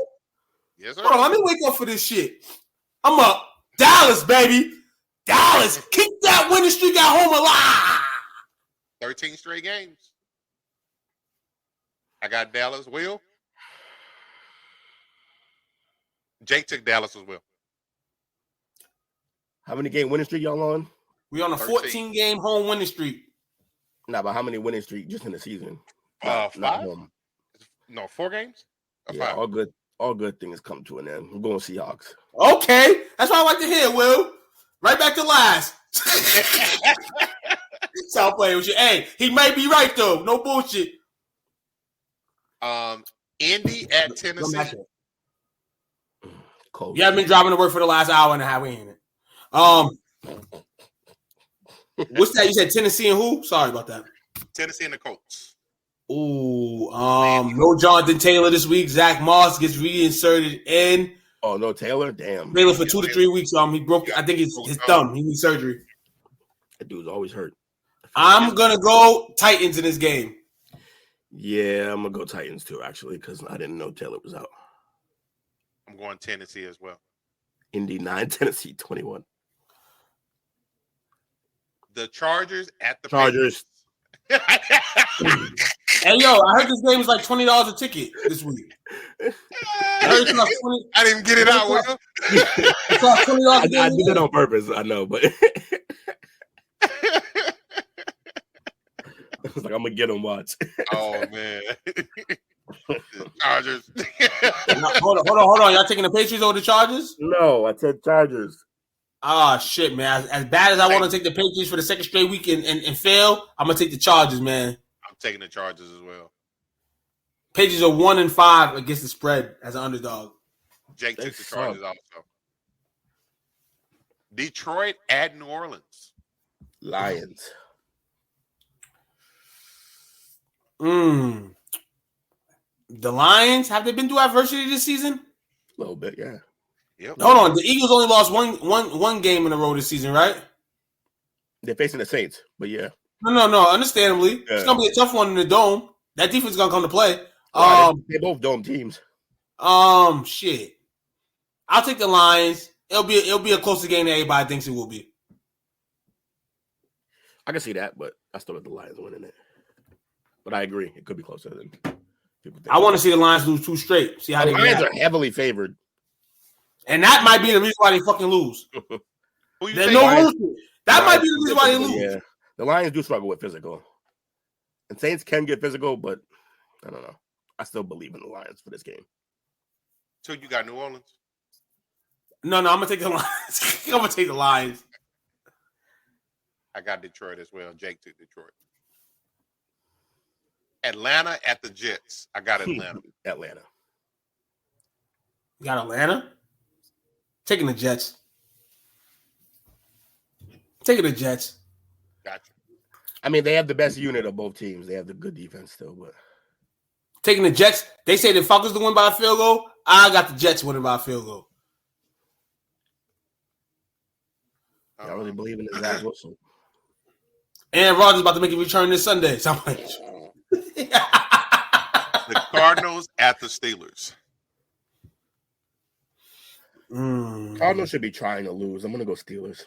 I got Pittsburgh as well. Yeah, I kind of interested to see how Pittsburgh can grind the rest of the season out. We've seen them with an 11-0 record before. This record is not 11-0, but this is a good record for them. I'm gonna go Pittsburgh in this one because I want to see how they continue to generate offense. And Jake took Arizona. The Dolphins at the Commanders. Dolphins. That spread too high. It is high, but that's just high. I wish we just betting on spreads on here. I fucking be the man. But Dolphins, yeah. Dolphins win. Everybody taking the Dolphins on that. The Broncos at the Texans. Broncos. Oh, damn. Yo, Will. Don't be picking the Broncos over here, trying to pick bad juju on motherfuckers. You know what I'm saying? Mind you, everybody, I think I picked the Broncos the last 7 weeks. Real talk. And can I go for them? Nah, it's going to end. CJ Stroud and about to win this game. Texans. This is when the winning streak ends for Denver, and they're going to have to react a different way. But I think the Texans are going to win this game this week. They both got good offenses. Well. If it was in Denver, I would probably say different. Yeah. But I'm going to take CJ and the boys this week, man. After a loss to the Jaguars, they back for another home game at the crib here. It's a trap game for who? I was going to say for who? That's what I'm about to say, because this ain't no trap game. Neither one of these teams are like juggernauts, so I don't know how it could be. Yeah, they're not trap worthy yet. None of these teams are trap worthy yet. That get a trap game. I guess it could be the rare trap game for both. It's a 3-3 tie.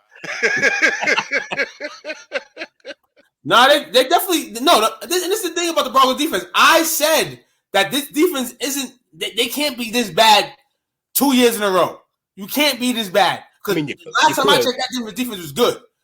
At least Good, decent. but They got some good names. I knew they were turning around somewhat, but they're doing a great job, man. Yeah. Let's see. We've got. Oh, okay, yeah, he's right about that. You're right, Jake. It is a trap game for us.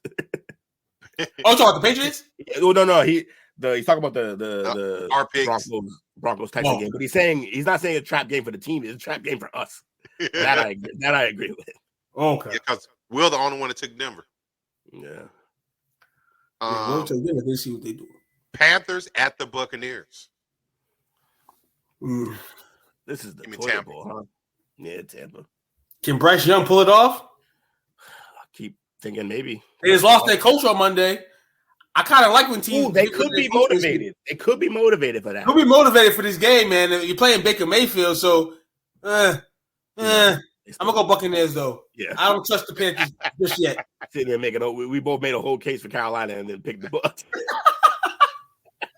If Todd Bowles loses this game Sunday, he's gonna get fired. Yeah. And shout out to Mike Evans. He's 150 yards away from his 10th consecutive 1,000-yard season. And it might be the last season he plays in Tampa Bay. What an epic stat. It should be. It will be. And that's the NFL record, by the way. That's dope. We're fucking fired. Oh, no Baker? Baker ain't playing. Oh! Toss up. Oh, now you take my pick? I'm still going Buccaneers. Can we just not pick this? Tyler Rassey about to fucking throw for 400 yards. Never in his life. Not even in high school. That's yeah. I'm gonna stick. The Browns at the Rams. Jake took the Rams. Yeah, I'm gonna take the Rams as well. Shit, this is hard, man. I want to pick the Browns. I'm gonna go Rams, man. It sucks. Sucks. The Rams also they're healthy. The big game. Game of the week. The Niners at the Eagles. Jake took Philly. I'm taking San Fran. Yeah, me as well. Okay. I hate both of these fucking teams. Philly's luck runs out this week. Can I just take a 0? Nope. I don't want to pick. I don't give a shit. 49ers. Hell no, Jake. Hell no. Never once. 40, I'm going to take 49ers. I feel like you mentioned, Coach, with the slippery slope, the referees, and all that stuff. It's going to be an ugly-ass fucking game right here. They got to return the glass slipper. Let's see if San Fran can generate some offense. They couldn't generate no offense last year, and then Purdy got hurt. So, Jake, Purdy's going to be up for this game. Yeah. Jake, there's only one quarterback out of Florida during my time being a fan that I hated more than Trask, and that was Driscoll. Jack Driscoll was terrible.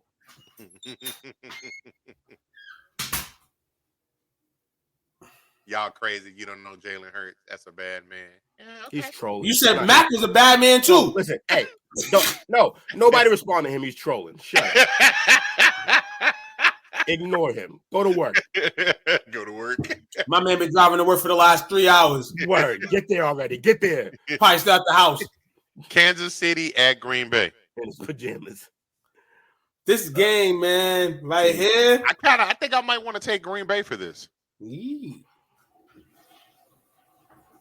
get spicy. They all 5-2 against the spread. They all 5-2, so they will cover.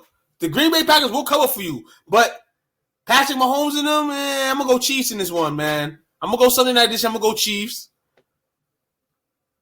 But the Packers do have a chance. They did beat the Lions last week, so any given Sunday they do have a chance. Taylor Swift. That's funny. Will, who you got? Chiefs. Okay. So I'm the only one taking Green Bay. Yeah, I never take. Who's taking Green? Oh, Coach taking Green Bay. I'm taking Green Bay. And then the Monday night game, Cincinnati at Jacksonville. I'm taking Jacksonville. Yeah, Jacksonville. Man, they keep getting. Jacksonville got to continue to win games, man. Everybody wants to pin them on this escalon. You know what I'm saying? They got to prove that they deserve to be there. They got to win this game. No Joe Burrow on the other side. No pressure for sunshine. Yeah, you got to get it done. Chris says Jacksonville 44, Cincinnati 21. Hey, where's all the Cincinnati fans at this week, huh? Where's all the Ohio fans this week, huh? Did Uncle Toot tell y'all how y'all season was going to end? And guess what it is? No, it's you don't. It's a wrap. No, you don't get It's that. a wrap. You don't get that. It's a wrap. I get it all. It's a wrap. You don't get that. The quarterback died. You don't get that. Cut that out. The Bengals are down because of T. I put the little B curse on those motherfuckers. I told y'all. Do you agree with Little B's other stances? Yeah, the Celtics to lose the finals. I picked the curse on the Celtics. The gay bitch. Everything besides James Harden. Everything besides James Harden. Wasn't he the one talking about I'm a gay bitch? Didn't he say that shit? Who you talking about? Lil B. Lil B. Motherfucker's out of his mind. So everybody taking Jacksonville for that one? Yeah, Jacksonville. Yeah. We gonna go Duval County. We locked in, fellas. I live my best life. Smile. Come on. I'm putting the most points against my Patriots. They suck. Yo, Patriots might pull the upset against the Chargers, dog. That would get Staley fired. If Staley loses to the fucking Patriots, it would be. Yeah, they might fire him. Like they might make him take his own ride home. Like he might get fired right. He might end up at the Beantown. He might end up at the pub in Fenway. After this one. Yeah, he definitely will. Stay out of my bar. Bum ass coach. Yeah, I got my shout outs, fella. Man, shout out to everybody in the chat. Appreciate y'all for showing up. And shout out to the brand. Shout out to you fellas, man. This is always favorite time of day. Shout out, man. Definitely. Shout out to all you guys for tuning in, all that. One more sense of sports news. Angel Reese is back, baby! I guess in the last couple of weeks, she's gotten tutored and improved her schoolwork. So she's back on the court tomorrow against number 9 Virginia Tech. That's the only reason why she's back, because they cannot afford to lose to another ranked team like they lost in the first one. So Angel's back. We don't know the disclosure of all the shit that happened, but I'm going to say right here, they start school in August. She probably found herself on that line and had to study her up to get her back in place. So shout out to that. But shout out to everybody tuning in tonight, man. Fabulous week, man. Podcast is all around. Humor all around. Love you guys, man. Angel Rodgers. I don't need her. She turned it into Aaron already. They should get married. Will you so over it? I get past the divas real fast, man. I'm done with them. Shout out to you fellas, man. I want to acknowledge something real fast. They hired someone to do her schoolwork. Probably. But shout out to you fellas, man. This has been 3 weeks in a row where I felt like we've had bang out weeks of shows. So appreciate the synergy. Appreciate that is chemistry. That is chemistry. That is readiness. That is nobody coming in here messing the script up. Fucking love it. Cause what script? You know what I'm saying? Hey man, straight out the dome, baby. It's consistent flowing, man. Can't mess up that we ain't built that. We ain't put out yet. Snap, I forgot. There's never no script. I've been telling people that for years. Like, this and that. No, it's been freestyle off the dome since fucking day one, man. And that's what I love about this place, man. And that's what I love about you guys and the bonding we have, man. Because, hey, easy money. 16s are hard. We just have a conversation. We just have a conversation, and it's interesting. He's going to try to mess it up. Chris, hey, everybody, next Tuesday coming up to chop up, man, with our very own STWF #1 supporter, Chris Vick. And yes, he will be here. We will have a bunch of questions for him. Hall of Fame, Chris Vick. Hall of Fame, Chris Vick. We talk about his referee career, talking about what he's doing now. You know, get a little bit of insight on Chris. And, hey, he's going to come for the chop up. So he'll be talking with us through our topics as well. So it'll be interesting. And you are responsible for whatever happens. I am responsible for it. I think it's going to be a good one. I think this is going to be a good one. I think it'll break viewership ratings. I think it's going to be a show. Chris, tell all your friends, your family, come through. We about to have a party, motherfuckers. Put the do-rag on you. We're about to get busy. The do-rag in the Newports. Scooby-Doo. Real quick, shout out to Marie, Dale, Lewis, Paul, Jake, James, and Chris. If I forgot anybody, my apologies, but appreciate you hanging out with your boys. hopefully y'all have a great weekend. Yep. We got a lot of great football starting Friday night. With Oregon and Washington playing the Pac-12 championship. Hold on. Who we got? Bonus. Hold on. Can this be a bonus pick for the weekend? Yeah, we can do bonus. Oregon. Oregon. Is Oregon against who? Washington. Oh, yeah, that game. I think Washington gets their get back Oregon gets to get back because Washington won the first meeting, right? Yep. I believe so. So yeah, I think Oregon gets that get back here. Hey, Jay, I'm rolling with Washington too. You, Dub, the 6th man about to come out this Friday, dog. The Tyler's about to come out. You know what I'm saying? He had to fix his fingers. That's great. And Saturday, you got Oklahoma State against UT in Arlington for the Big 12. And quite possibly, hopefully, maybe, possibly a tap-out show at some point. I don't know. Whenever Jake gets off the road from his 3-hour ride, the tap-out show will he'll be driving to work. And City Hill, locally, City Hill plays DeSoto, the Battle of Beltline number 2, but they're playing in the state playoff game. And Dunkerville is playing Westfield, I believe, down in the Houston area. So yes, sir, we're about 3 weeks away from the state championship game. So hopefully, absolutely, I want to give a no shout out to my man Joel. Man, he's originally from Brighton, where we from. He's one of my little bros, man. But definitely call him bro, because ain't no little big man. He's doing a lot of great things with his life. He recently, a couple years ago, moved to Austin, Texas. He does podcasting and stuff like that. So he's doing a lot of great things down there, and not only the educational world, but the sports world as well. And I'm gonna have to link him with you, Coach, man, just to even I did stuff because he's definitely down there. And this overall dope, man. Shout out to everybody doing their thing. Shout out to Charlestown High School for being the only team from Boston in the top 10 rankings. That came out Sunday. They're number 6. So shout out to Charlestown. Is Jack still the coach there? Huh? No. You Coleman went to Brighton, coached there, and then came back to Charlestown. You Coleman's at Charlestown. Oh, I didn't know that. That's what's up. Good shit, Coleman. You Coleman's back at Charlestown. He left Brighton to a couple chips. Yeah. He left Brighton. Going to he's at Charlestown. I've been at Charlestown a few years now, snatching.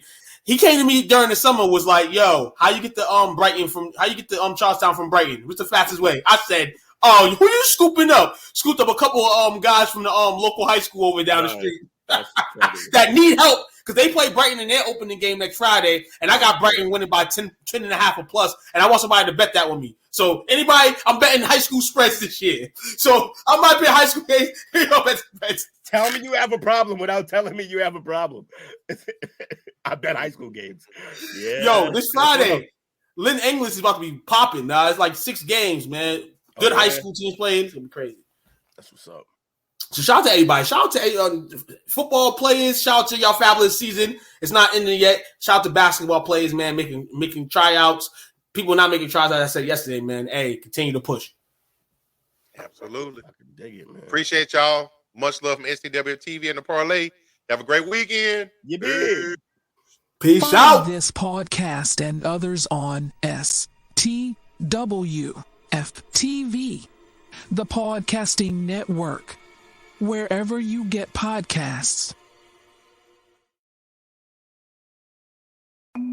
It's important to properly dispose of unwanted medication or sharps. MedProject offers free and convenient disposal options near you. To learn more, call 844-MED-PROJECT or visit medproject.org.